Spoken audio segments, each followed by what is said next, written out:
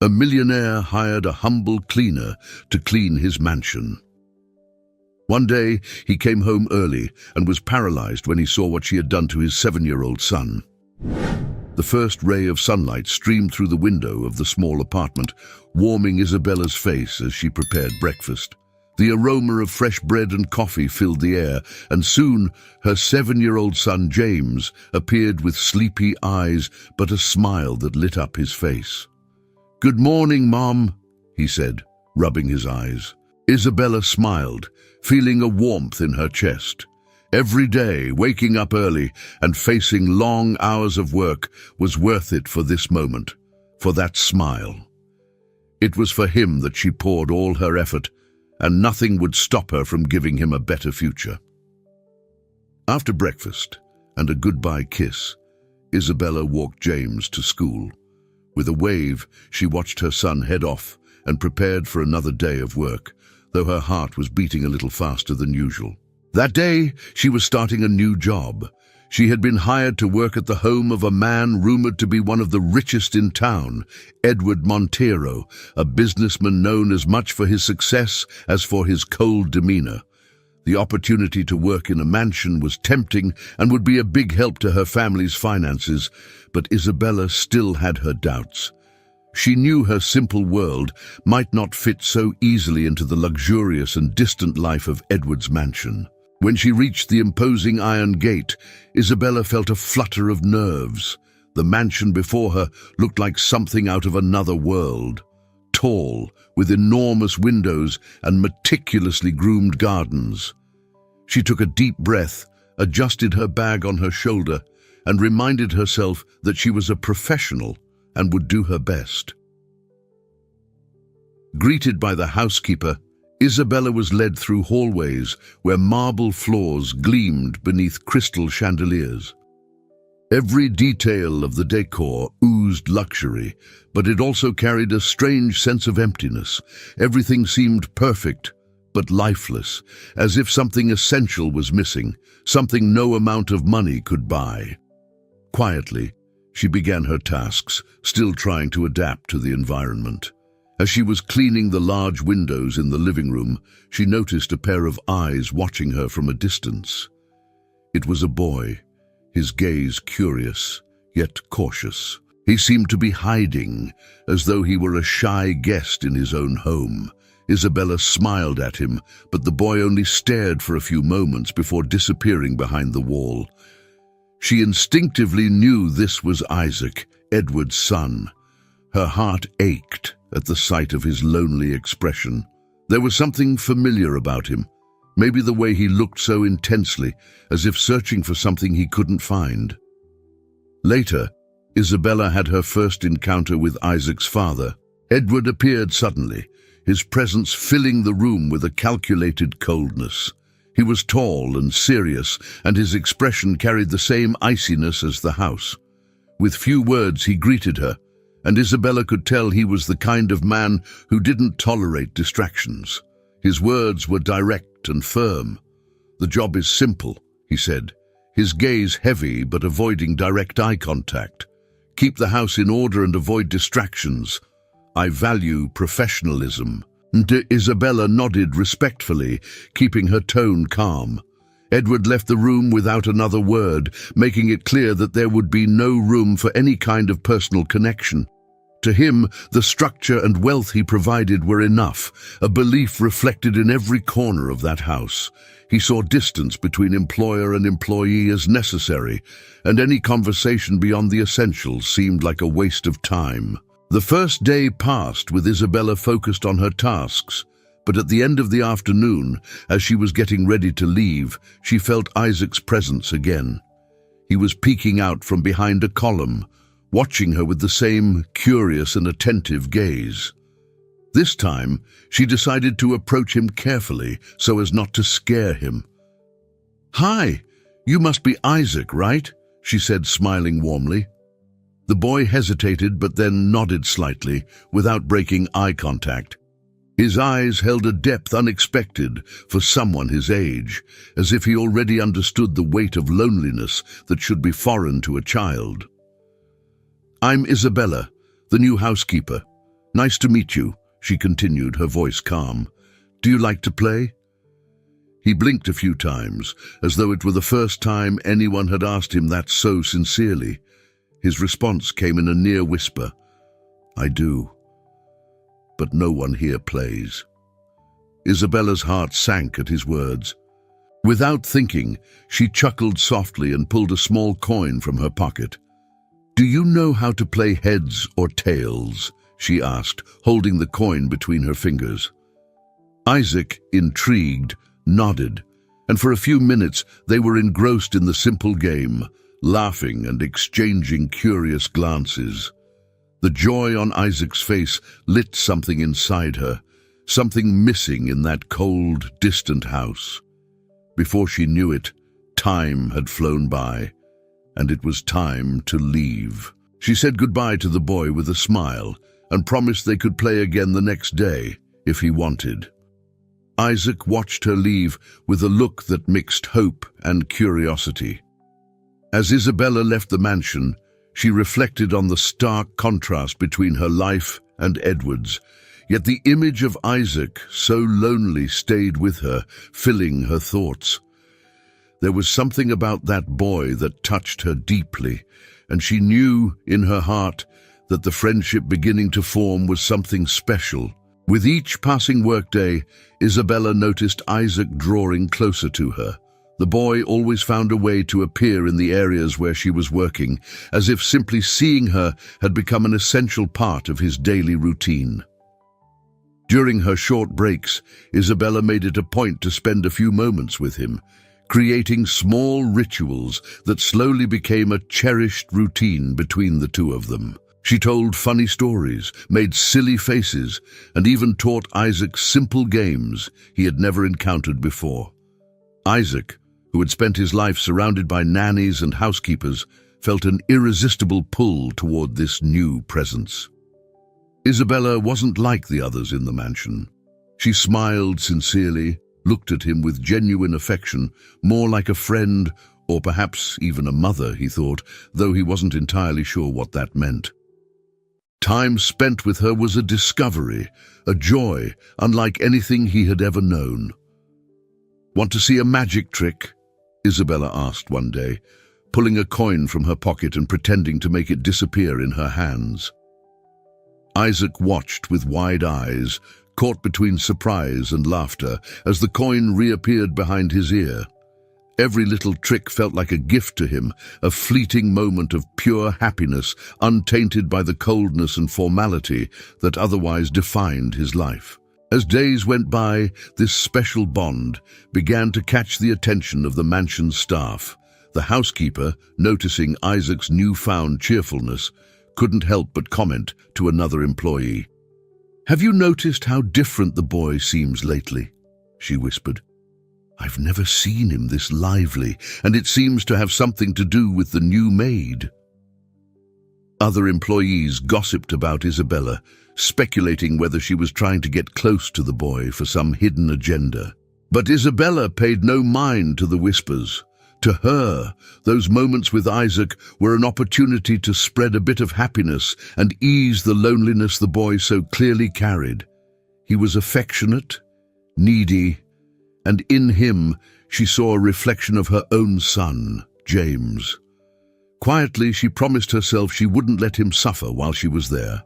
Edward, deeply engrossed in his work and endless meetings, barely noticed what was happening. He was aware that his son seemed a little happier, but chalked it up to a new toy he had recently bought.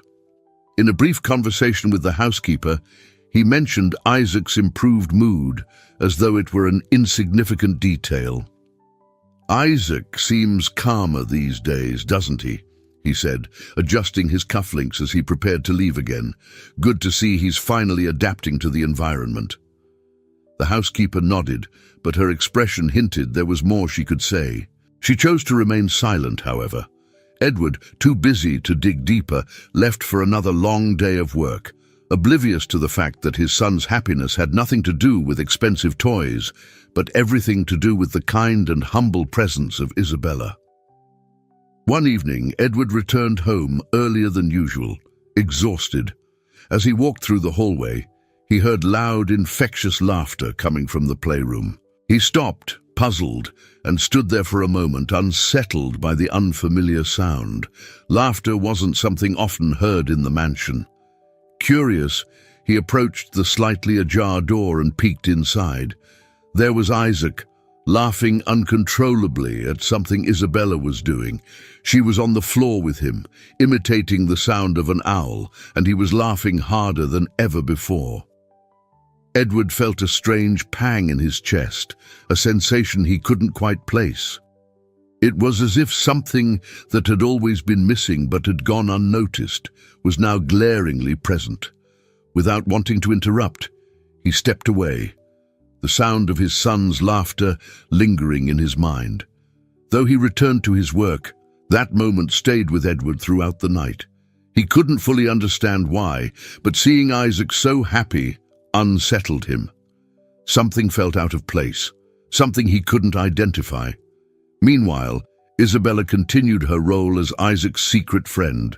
She knew these moments together were fleeting, that this friendship was just a passing spark in a life that would soon return to its usual course. Even so, every smile she brought to Isaac's face felt like a small victory. Watching the light in the boy's eyes gave her a deep sense of fulfillment, and she began to realize that this job, which had initially been just a means of survival, now carried a new and profound purpose. These were simple moments, but precious nonetheless. In those brief minutes, the cold, empty mansion felt a little warmer. During these days, her growing bond with Isaac not only brightened his life, but also filled something inside her. For Isabella, being there was like rediscovering a maternal love that went beyond blood, a care that overflowed, needing no explanation. One unexpected afternoon, Edward decided to return to the mansion earlier than usual. It was not something he often did, but he felt an inexplicable urge to come home, and perhaps, just maybe, try to connect with Isaac. Edward often justified his long work hours as being for his son's benefit, to ensure Isaac's comfortable and secure future. But lately, the memory of his son's laughter with Isabella haunted him. As he walked through the hallway, he once again heard those contagious giggles that seemed to breathe life into the house. Following the sound, he arrived at the living room, where he abruptly stopped at the sight before him. There was Isaac, completely engrossed in play with Isabella, who was holding a toy and using funny voices to make him laugh. Isaac was doubled over with laughter, his eyes sparkling with a joy Edward had never seen before. A happiness so genuine it seemed to transcend the coldness and grandeur of the mansion. Edward stood frozen, watching from a distance as a wave of conflicting emotions swept over him. He felt a growing discomfort, a mix of unease and an unfamiliar jealousy. It seemed that this woman, a maid, with her simple smile and warm demeanor, could offer Isaac something that Edward, with all his wealth and power, had never been able to: pure, unfiltered happiness. Unconsciously, his fists clenched, and his breathing deepened as he struggled with a newfound sense of inadequacy. The moment was interrupted when Isabella noticed Edward standing in the doorway. She immediately stood up, appearing surprised and, for a fleeting moment, apprehensive. Isaac, still laughing, ran over to his father. "Dad, you're home early," the boy exclaimed, his voice still brimming with excitement. Edward nodded, trying to mask the tension building within him. "Yes, I am," he replied, casting a brief scrutinizing glance at Isabella, who stood quietly but respectfully at a distance. After a few seconds of awkward silence, Isabella murmured a quick excuse and left the room, leaving father and son alone. Edward observed Isaac, who had calmed down but seemed to lose some of his earlier sparkle as Isabella left. The sight unsettled Edward deeply, as if her absence drained the room of its warmth. That evening, Edward sought out the housekeeper and directly questioned her. All this time, has Isaac been spending time with the maid? The housekeeper hesitated before answering. "Yes, sir. They've gotten along quite well. Miss Isabella has been very kind to him, and it seems to have done him good. The boy's been much happier lately, sir." Edward fell silent, processing the housekeeper's words. It was clear that Isabella's presence had a profound impact on his son's life, an impact he could no longer ignore. However, this realization disturbed him. Determined to understand more, he began quietly observing the two, paying close attention to their interactions and how Isaac's demeanor seemed to brighten whenever Isabella was around. In the following days, Edward continued to watch from a distance as Isaac's laughter grew and his smiles became more frequent. He saw how the boy looked at Isabella with admiration, as though she were the only person who truly understood him. Edward felt increasingly uneasy, as each new display of happiness reminded him of his own inadequacy as a father. He realized that the role he believed he played in his son's life was far from what it truly was. He had been a provider, yes, but perhaps nothing more. Intrigued and unsettled, Edward began to feel an unexpected sense of admiration for Isabella. There was something disarming about her simplicity, about the way she naturally cared for his son. In his world of meetings and negotiations, where people often acted out of self-interest, Isabella stood out. She appeared to have no ulterior motives, offering something that money couldn't buy: genuine care and affection. In an impulsive move, Edward decided to speak with her directly, hoping to understand her better. He found her in the kitchen, tidying up after a meal. She stopped immediately upon noticing him, surprised to see her employer in a part of the house he rarely visited. "Isabella," he began, attempting to keep his voice steady, though a hint of tension lingered. "It seems you've been spending quite a bit of time with my son." She nodded, remaining composed. "Yes, Mr. Edward. I noticed he seemed a little lonely, so I've been trying to cheer him up." Edward paused, words forming in his mind, but refusing to coalesce into a clear thought. He wanted to challenge her intentions, yet something in her demeanor disarmed him. Instead, he asked simply, "Why do you do it?" Her calm gaze met his, and her response was direct, yet filled with quiet emotion. "Because he's just a child, sir, and every child deserves someone to play with. Someone who smiles at them with sincerity. I'm just trying to help." Her honesty left him momentarily speechless. There was no pretense in her words, no hidden agenda, just the simple truth of someone who genuinely cared. Edward looked away, as if her sincerity was too much to face. Isabella, sensing his discomfort, chose not to press the conversation further. In the days that followed, Edward continued to observe her from a distance, unable to shake the mix of discomfort and fascination she stirred in him.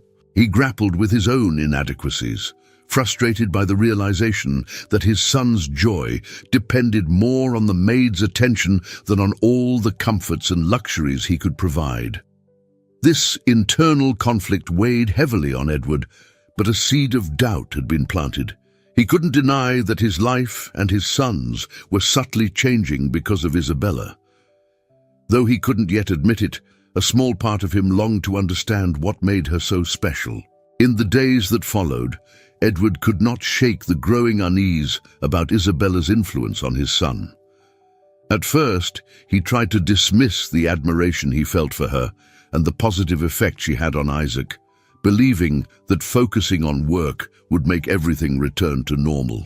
But Isabella's impact was too evident to ignore, and the discomfort he felt began to take on a darker shade. Each smile he saw on Isaac's face, every unexpected burst of laughter, pricked at Edward with doubt. His mind, clouded by pride and mistrust, began weaving scenarios far removed from reality. He started questioning whether Isabella might be using her closeness to Isaac to manipulate his affections, or worse, to gain some financial advantage. In Edward's world of power and wealth, it wasn't uncommon for people to exploit opportunities. and he found himself viewing Isabella through the same lens. One afternoon, his impatience and jealousy reached their peak. Edward decided to confront Isabella. He found her in the living room, tidying up Isaac's toys after their playtime.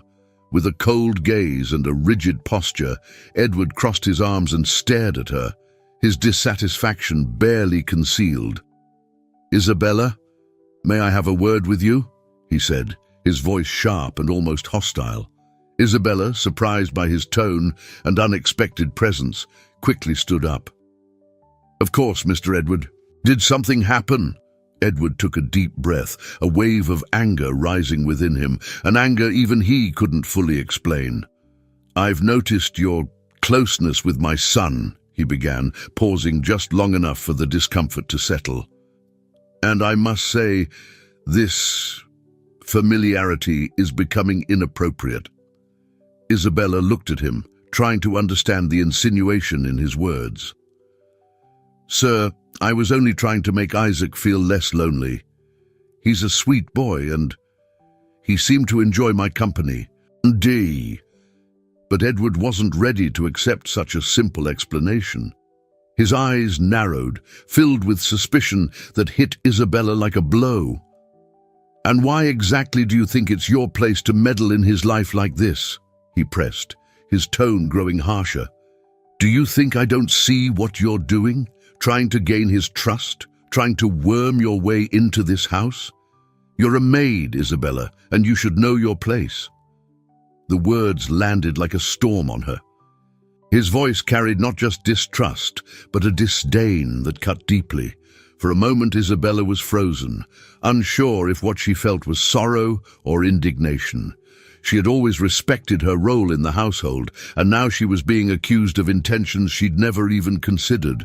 "Mr. Edward," she began, her voice steady but tinged with sadness, "I have never had any intention beyond caring for and bringing a little joy to your son. I do care about him, yes, but honestly and without any hidden motives. I would never try to take advantage of anyone." Edward averted his gaze, but his silence didn't soften the sting of his accusations. He remained resolute, and Isabella realized nothing she said would change his mind. His pride and paranoia clouded any ability to see her sincerity. "If that's what you believe, sir, then I see no reason to stay here. I will hand in my resignation," she said, her voice firm, though Edward could see the glimmer of disappointment in her eyes.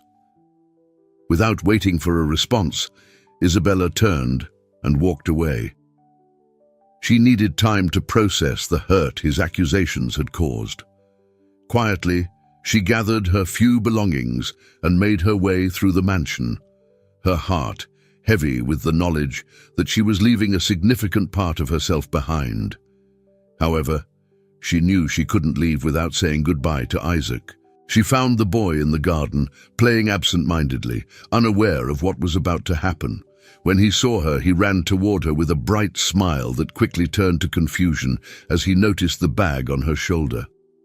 "Aunt Bella, are you leaving?" he asked, his voice tinged with worry.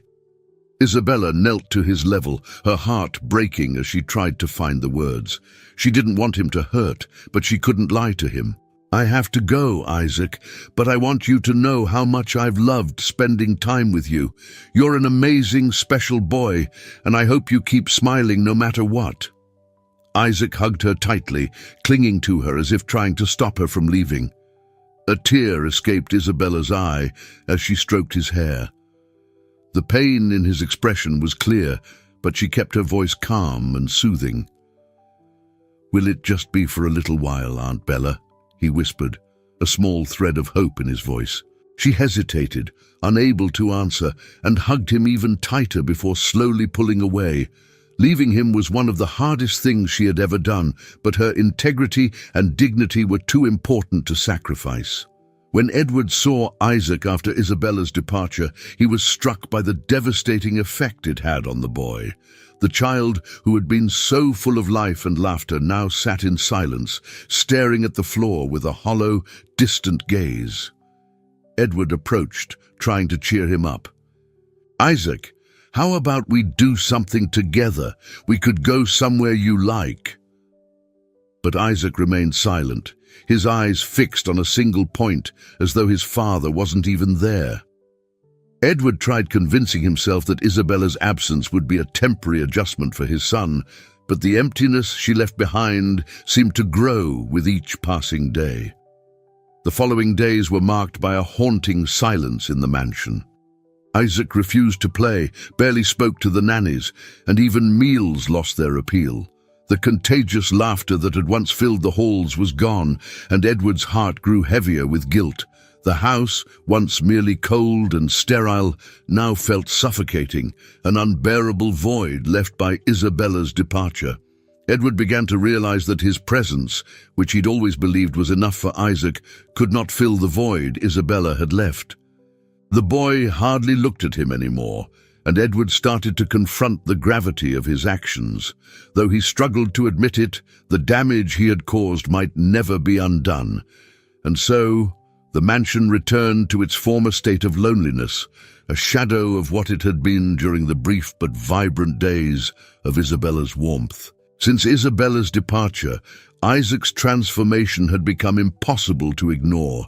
The boy, who once radiated contagious joy, had turned into a shadow of his former self, moving through the mansion with slow steps and a bowed head. The toys that had once filled the rooms with color and activity now sat untouched, gathering dust in the corners. The hallways, which used to echo with lively laughter, were now steeped in a cold silence. Edward saw it all, but at first he tried to rationalize it. "It's just a phase," he told himself, convinced that Isaac would soon overcome Isabella's absence. Certain that grand gestures would solve the problem, Edward resorted to material solutions. He bought modern toys, suggested trips to amusement parks, and even proposed international vacations, confident these actions would restore his son's happiness. "Look at this, Isaac," he said one day, holding up a sleek, remote-controlled car. "It's the latest model. Why don't we try it out together?" Isaac glanced briefly at the toy, but there wasn't a flicker of excitement in his expression. In a low voice, barely above a whisper, he replied, "I don't want to, Dad." This simple rejection, heavy with sadness, began to chip away at Edward's confidence in his ability to fix things. Isaac started to withdraw even further, rejecting the nannies and choosing to spend hours alone in his room. At night, Edward would notice the light seeping out from under his son's door, indicating that Isaac couldn't sleep even after going to bed. When Edward did see him, Isaac would be sitting on his bed, holding one of the simple toys Isabella had given him, or staring out the window as if waiting for someone who would never return. The days grew colder and quieter, and Edward began to feel a restlessness he couldn't ignore. Isabella's absence was more apparent than he cared to admit. The void she had left couldn't be filled by toys or presents. Edward tried talking to Isaac, but the boy remained closed off, steeped in a sadness Edward couldn't seem to penetrate. More and more, Edward found himself reflecting on his last conversation with Isabella. He recalled the way he had accused her, the blind mistrust that had led him to question her integrity. Now, as he saw the devastating effect of her absence on his son, he began to question his own actions. Had he made a mistake? Had he been unfair in how he treated her? These doubts plagued him, but his pride kept him from fully admitting his error. One night, Edward checked on Isaac while he was sleeping and noticed the boy murmuring something in his dreams. Leaning in closer, he could make out the faint words, "Aunt Bella." Edward felt a pang in his chest. It was undeniable proof that, despite all his efforts, nothing could replace her presence. He began to realize that perhaps Isabella was the only person capable of bringing Isaac the kind of happiness he himself had never been able to provide. This realization, however, tore him apart. On one hand, Edward felt the weight of his pride and his need to justify his actions, After all, he still saw himself as an irreplaceable provider. On the other hand, the image of his son's sorrow haunted him day after day. The harsh words he had spoken to Isabella echoed in his mind, along with the way he had treated her, accusing her of having ulterior motives. Deep down, a part of him knew he had been unjust, but admitting it was something he had never allowed himself to do. The void Isabella left behind became increasingly unbearable, an invisible presence that haunted every corner of the house. Edward spent sleepless nights replaying memories of her interactions with Isaac. Her laughter, the small moments of joy he now understood to be genuine. Her presence lingered in every room, like a persistent echo of the warmth she had brought into their lives. The arrogance that had kept him from acknowledging his mistake began to crumble slowly, and Edward started to understand the magnitude of the damage he had caused, not only to his son's heart, but also to his own. That afternoon began like any other for Isaac, but something inside him was ready to break. The longing for Isabella consumed him, and he couldn't understand why she hadn't returned, why she had left him so alone. In his mind, the only solution was to find her and bring her back.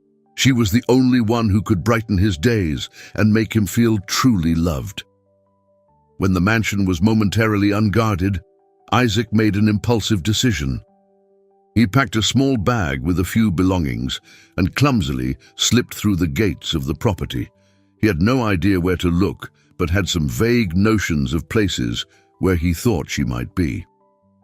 As he wandered the city streets, his small eyes brimming with hope, he softly called out for Isabella, as if at any moment she might appear at a corner with open arms. As the day wore on, Isaac drifted farther and farther from home. He barely noticed when the streets became unfamiliar, and his hurried steps gave way to exhaustion and disorientation. At a busy intersection, with the lights of cars blinding his vision, he tried to cross the road. The last thing he heard was the deafening sound of car horns before everything went dark. The news hit the mansion like a thunderclap. When Edward received the call, he could barely process the words from the police. Accident, hospital, critical condition. Each word cut through him like a blade, and he felt himself spiraling into a pit of guilt and despair. He didn't know how, but he understood what had driven his son to run away. Deep down, he knew that this desperate search was the result of his own arrogance, of his rash and unjust decision to send Isabella away. His heart was overcome with anguish as he drove to the hospital, imagining Isaac hurt, alone, and calling for someone Edward had pushed away. When he arrived, he found Isaac lying in the hospital bed, still unconscious. Bandages covered the boy's face and arms, and he looked so fragile, so small under the harsh light of the hospital room. Edward approached, gently holding his son's hand, but the only sound he heard was a trembling, desperate whisper that escaped Isaac's lips.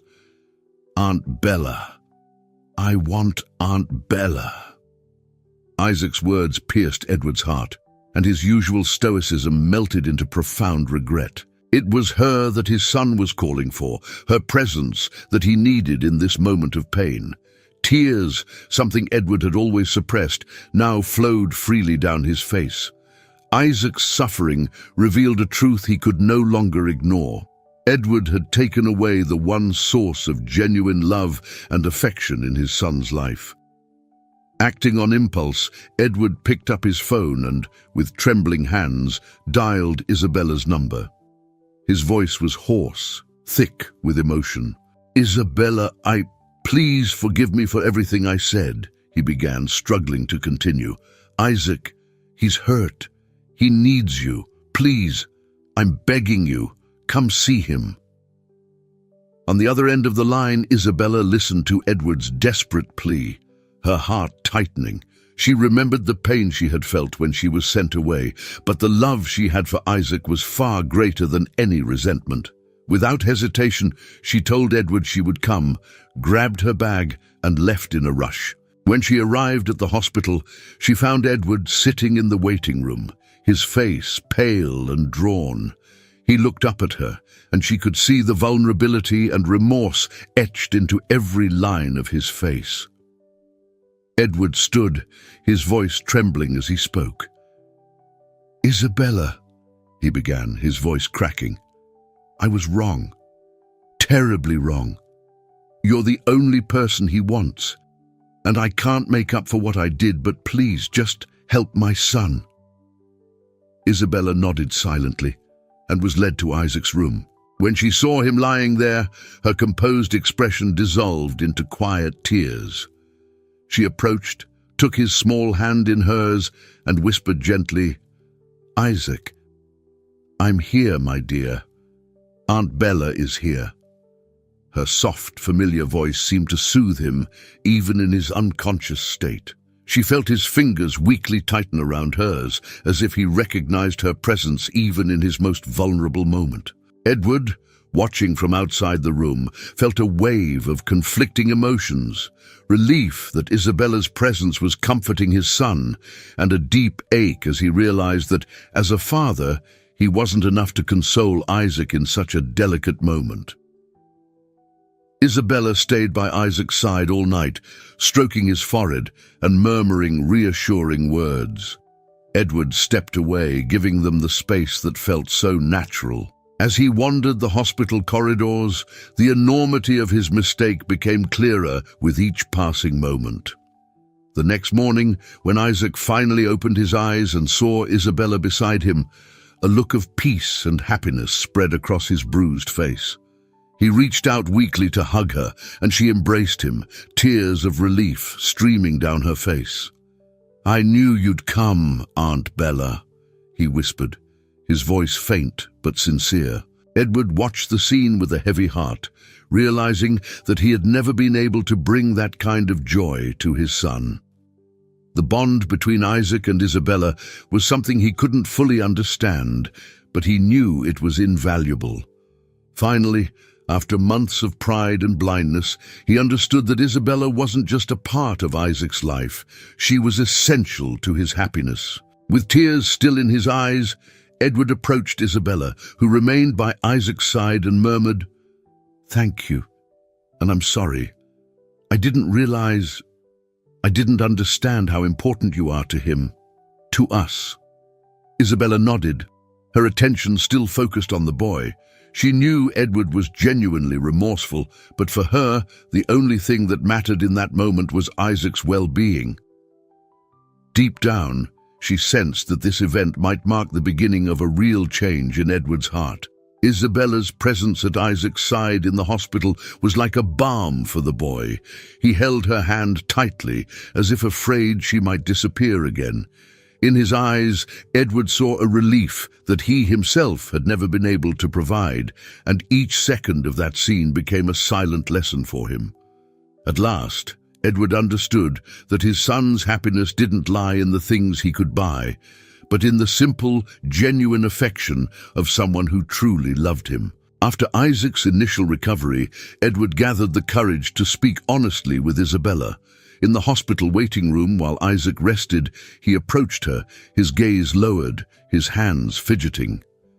"Isabella," he began, his voice almost hesitant, "I know I made a mistake, an unforgivable mistake. What I said to you..."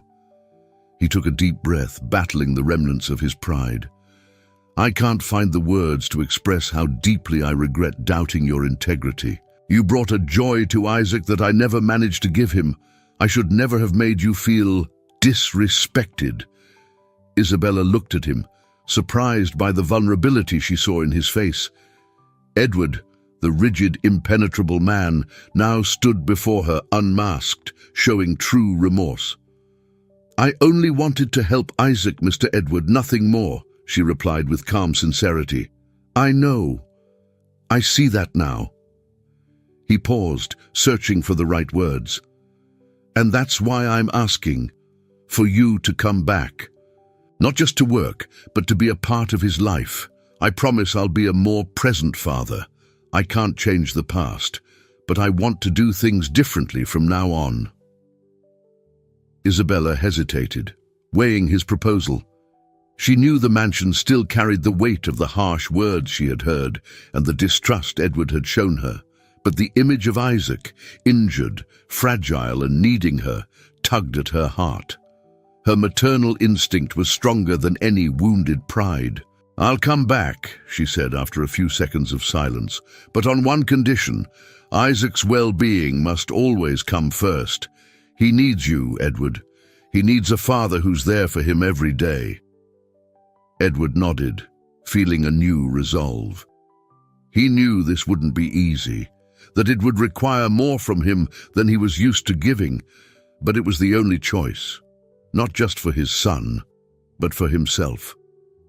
For the first time, he felt he needed to reclaim something within himself as well. In the weeks that followed, Edward kept his promise. He began adjusting his schedule, delegating more work so he could be present in Isaac's life. At first, the change was awkward and uncertain. He didn't know how to truly connect with his son, but over time, his efforts began to pay off. Gradually, Isaac started trusting his father again, sharing small glimpses of the joy he had once shown with Isabella. Isabella returned to the mansion, and her presence brought back the warmth that had been missing. This time, though, the environment was different. Edward not only respected her, but openly admired her, and the two began building a relationship grounded in mutual trust and care. Edward saw in her a strength and kindness that drew him closer each day, and the time the three of them spent together began transforming the mansion into a real home. Little by little, Edward and Isabella started spending more time together, talking about topics beyond Isaac, sharing stories and timid laughs, and discovering simple commonalities Edward had never thought possible. During one particularly personal conversation, he confessed that he had never felt so at peace, and that for the first time he understood the true meaning of family. The bond between the three grew stronger each day, and Edward realized that with Isabella by his side, he was a better man, more present, more compassionate, and more human. Her simplicity and generosity had taught him to see beauty in small moments, in the joy of watching his son grow surrounded by love. As for Isaac, he blossomed. With his father increasingly involved and Isabella at his side, he regained his easy laughter and spontaneous joy. The house, once cold and impersonal, gradually transformed into a warm, lively home. Edward now understood that the true value of his life didn't lie in his possessions, but in the people around him. In Isabella and Isaac, he had found a real family, and his once lonely mansion now overflowed with love and laughter, the kind of wealth he had never thought to seek, but now knew he would cherish forever. As the months passed, Edward and Isabella's relationship continued to deepen. What had begun as a bond centered on caring for Isaac grew into something more profound. Edward, now a changed man, felt more connected to life and the happiness of his family than he had ever imagined. Isabella's presence brought a lightness and genuine love that he had learned to treasure. And it wasn't long before he realized he didn't want her to remain just a part of his household. He wanted her as a permanent part of his life. One special evening after a family dinner, Edward gathered the courage and in front of Isaac and James, Isabella's son, asked her to marry him. Surprised and overwhelmed with emotion, Isabella felt tears welling up in her eyes. The two boys, now best friends and inseparable, jumped with joy, hugging both adults and celebrating the union that already felt like home. "Yes, Edward, I will," Isabella replied, her smile radiating love and joy. Their wedding was a simple yet emotional ceremony that reflected the pure love that had brought their lives together. After the marriage, Isabella and James officially moved into the mansion, which was no longer just a workplace, but a true home. The once cold and lonely house now echoed with the boys' laughter and the love of their new family. A few months later, Isabella shared news that brought even more light into their lives. She was pregnant. The joy of expecting a new addition to the family filled the house with excitement and happiness. Isaac and James eagerly awaited the arrival of their sibling, ready to shower them with the same love and companionship they shared. Edward, renewed by fatherhood and the love Isabella had brought into his life, committed himself to being the husband and father he had never imagined he could be. He dedicated himself wholeheartedly to the family he now understood as his greatest treasure. The mansion, once a symbol of material success, had become a warm and welcoming home where the true value lay in the love and unity they shared. Their lives became filled with simplicity and everyday moments of laughter and affection. Beside Isabella, Edward found the happiness that had always eluded him. He knew that in building this family, he had discovered what truly mattered, a home where love was their greatest wealth, and each new day promised more joy and growth together. I hope you enjoyed today's story. If you did, subscribe to the channel so you don't miss more stories like this. Leave a like and comment below what you thought about the story. See you in the next video.